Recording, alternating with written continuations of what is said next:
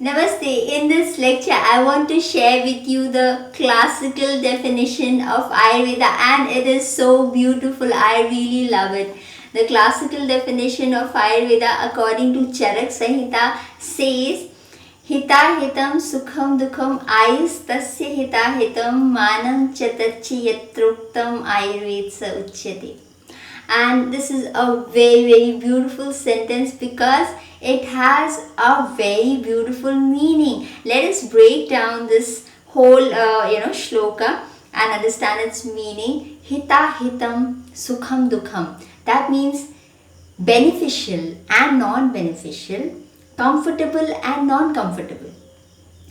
Ayustasya Hitahitam, okay. Manam Chatachi Yatroktam Ayurveda Uchhyate, which means that Ayurveda is the science, is the wisdom that tells you everything about a beneficial life, a non-beneficial life, a comfortable life, a non-comfortable or uncomfortable life. What is good for these lives? How to make the most out of these lives, and what can be the duration for these lives. So this is a very interesting definition, and let me take you through the deeper meanings of this definition as I have personally discovered. You see, a beneficial life is a life where you go beyond your karmic bondage. And this is the very basic concept of Vedic wisdom, that we are here as souls to improve, to evolve, and this evolution is carried on through many lives. So this particular life, if in this life you are generating a lot of bad karma or bad deeds, you are creating a lot of layers of darkness on your soul, then it is a non-beneficial life. But if you are doing good, if you are discovering that truth, love, honesty, kindness works, then you are uncovering the layers from your soul. You're removing those layers from your soul and you will discover the truth. So a life that leads to the discovery of truth, a life that leads you from darkness to light, a life that leads you from mortality to immortality, a life that leads you from falsehood to truth, is a beneficial life.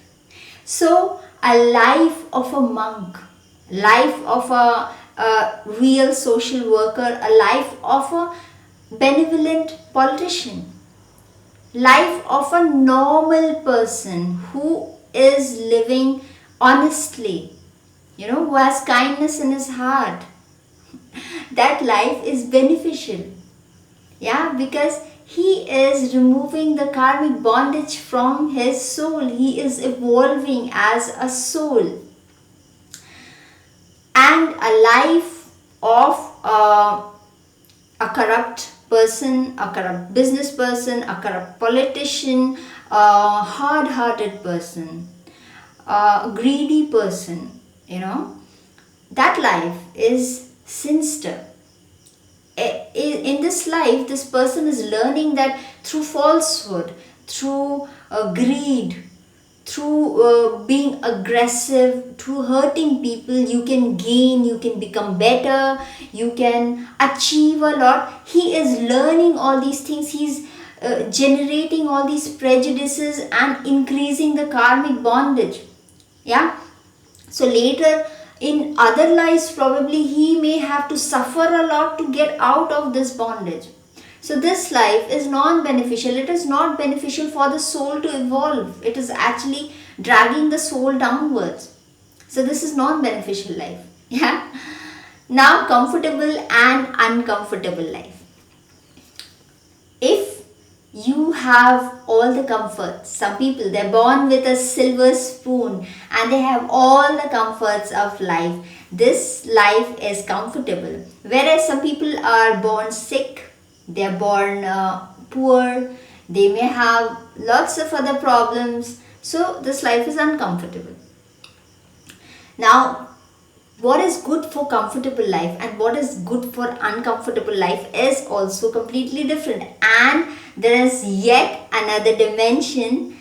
A beneficial life can be comfortable also. Yeah, because there can be a person who is very rich and very good. And a beneficial life also may be uncomfortable. For example, life of a monk. A monk sleeps on the floor, begs for food. So, it is fairly uncomfortable, but yes, it is beneficial. Yet, on the other level, monk also can be very comfortable because he is comfortable inside, not physically, right? So, it is also a matter of perception. Now, a non-beneficial life also can be comfortable, yeah, because there are lots of rich people who are not so good but they are very comfortable. At the same time, sinister life, non-beneficial life also can be uncomfortable because if the person is not feeling good or is restless or is sick, so a rich person also can be uncomfortable. So all these four categories of life, they can be mixed and matched. And the most important thing is, your life is not beneficial or non-beneficial, comfortable or uncomfortable for the entire span. Sometimes your life may be beneficial because you're doing a lot of good work. At the same time, on the same day, it can be unbeneficial, non-beneficial because you are doing something wrong, right? It is important to understand that no life is completely beneficial or completely non-beneficial, comfortable or uncomfortable. These are more of phases of life on a bigger extent, to a large extent. Your life may be comfortable, but there can be phases that are uncomfortable. And at the same time, to a large extent, your life may be uncomfortable. If you are a beggar, then your life may be uncomfortable throughout. But yes, there will be phases where it will be comfortable. In the similar manner, no life is completely beneficial. There are phases when you do wrong things. It's human to err, right? So there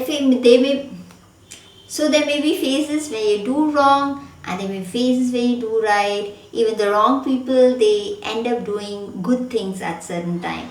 So you see, all of these lives, largely, they are described in detail in Ayurveda. What is good for a beneficial life may be different than what is good for a non-beneficial life. Say, for example, a monk may not be able to consume alcohol as a medicine, right?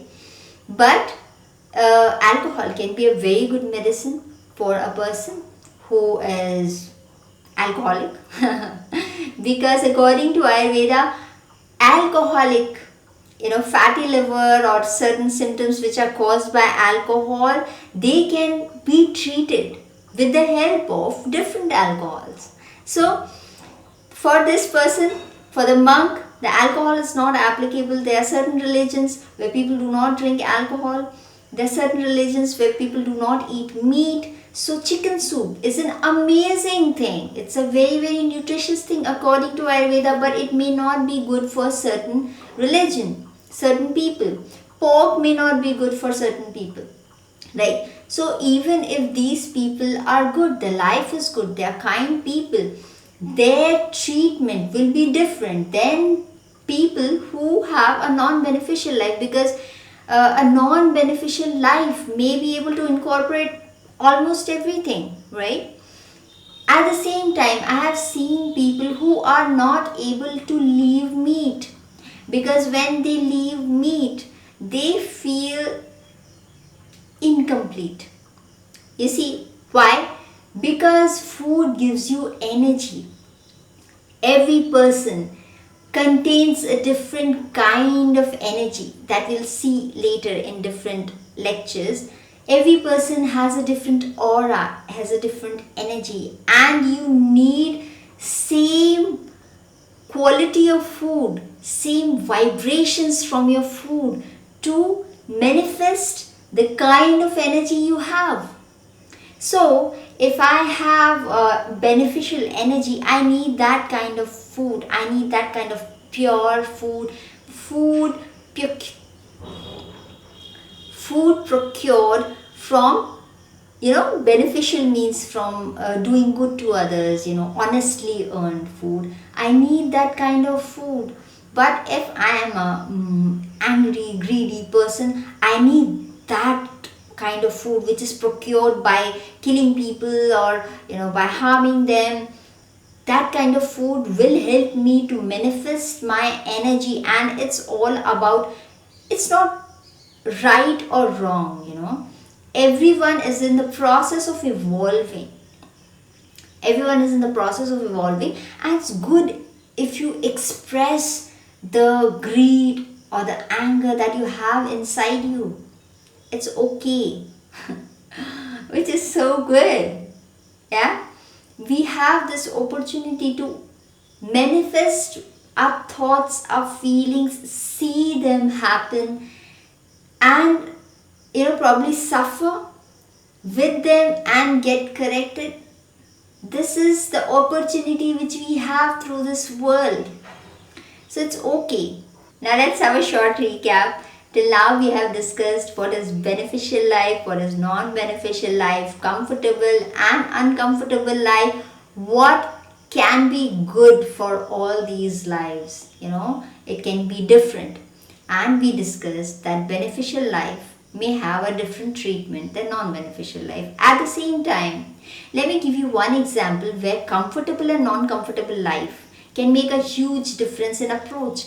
A rich person may be able to afford things like A2 ghee, which is very expensive exotic herbs for treatment, and a lot of other factors, a lot of other resources. Okay, but a poor person may not be able to afford all these things, but Ayurveda provides for both of them. Yeah, according to the 4 pillars of treatment in Ayurveda, resources are a big factor. But even if you do not have resources, there are enough herbal remedies, there are enough exercises. What is the beauty of Ayurveda? Even if you don't have anything, you can eat the right food or drink water in the right way and even heal yourself by breathing in the right manner. And see, in that case, even a person who is sick but poor or not able to follow expensive treatment will receive treatment. Only thing is that his treatment will be different. So Ayurveda defines the quality of life and also what is good for each quality of life. And here we are only talking about treatment. There are so many other things. There prevention for physical disorders, prevention for mental disorders. You see, not only prevention, preservation of health, which we are going to talk about later. And I'm so happy to share all this great wisdom with you. I hope that it brings you good. Now let us look at few points that are good for each life. For beneficial life, the natural treatment for all problems, whether they are physical, mental, social or even spiritual, is abstinence. You control your senses, because a person who is kind, who has control over his mind will be able to practice abstinence. But this is not possible or may not be possible for a sincere person, for a person with non-beneficial life. So what is good for a non-beneficial life? Donations. where you voluntarily donate something. And even bad people, even people who earn their money through bad means, they may be willing to donate for some cause which is close to their heart, right? So donation helps you in both ways, mental as well as physical. Yeah. Then if not donations, then expenditure. If you do not donate, you see, when you are donating, you are taking away some things from you. So you will be able to spend less on unhealthy food like pizza or burger. Probably you will be eating normal food cooked at home if you are donating some amount. Okay. If you're not donating, then you will consume a lot of wrong things, probably wrong diet, wrong lifestyle, and then you will be spending on physicians, you'll be spending on medicines. Yes, so that is another way. And if not that, if that expenditure also doesn't work, then suffering. So suffering is one of the good ways for a non-beneficial life. You see, if you're a wrong person, you go to jail, you're suffering, right? You're suffering there, and this will help you improve. So this is good for a non-beneficial life. Now, what is good for a comfortable life? There is this very interesting story in Vedas where the gods, the god of clouds, the god of rain, and the sun god, and all these gods, they go and ask the creator Brahma what should be the protocol for the gods. What should the gods do to evolve further, to merge with the divine? So Brahma, he says that Daman, which means you should control your senses. Now gods have the most comfortable life. They are not perfect. They have their own levels of evolution where they have to reach. But life is amazingly comfortable. It is believed that they do not have aging, they do not have sickness, they do not have problems, pain or anything. Yeah, whatever they wish for is just right there in front of them. So they have to control their senses. So if you are in a comfortable life, try to control your senses. It's really important, because when you are uncomfortable, when you don't have resources, then you naturally escape from a lot of wrong things. Poor people in India, they cannot afford high quality pizza, they cannot afford dragon fruit from China or kiwi from some other place. They cannot afford all these exotic things, which is great, because they will be spending less money on medicines. But there are rich people who can spend a lot on alcohol, on smoking, and a lot of other things. So these people, they need to control their senses, because if when your life is comfortable, when you have lots of resources, there are lots of possibilities to go wrong. More possibilities to go wrong than right. So you need to control your senses, you need to control your mind, you need to use your discretion. So penance tapasya, what we call in Sanskrit, is the thing for a comfortable life. Now what is good for an uncomfortable life? You see, most of us have uncomfortable life at certain phases, or probably we feel that we have a lot of uncomfortable things in our life. So what is good for uncomfortable life? There may be conditions where you're not able to do anything about the problems that you have, and it is best approach to surrender instead of fighting the reality. And when I say this, I do not mean that you should stop trying to solve the problem. But what is meant through this is that you should stop getting angry. You should stop trying to close your eyes, you trying to hide away from the problem, because when we angry, actually we refuse to accept that situation. We refuse to accept the reality, and when we do not accept the reality, we are angry why this is so. We may not be able to solve that problem. Instead of thinking why this is so, it may be more beneficial, it may be more helpful to think, this is so, what can I do about it? And this transition of thought can come only when you surrender. Surrender doesn't mean you stop doing things, you become passive. Surrender means accepting things that are there, right? So surrender is one thing that will help you spiritually, socially, emotionally, physically. It will prevent disorders when you surrender to the reality, when you accept the problems in your life. See, if you are in a bad relationship, if your husband is not good, or your wife is not good, or your parents are not good, or your children are not good, you're getting stressed about that, you're angry about it. And there are a lot of women that I come across, they get into compulsive eating, they start stuffing themselves with sweets, especially when there is a breakup, you tend to eat more and then you gain weight.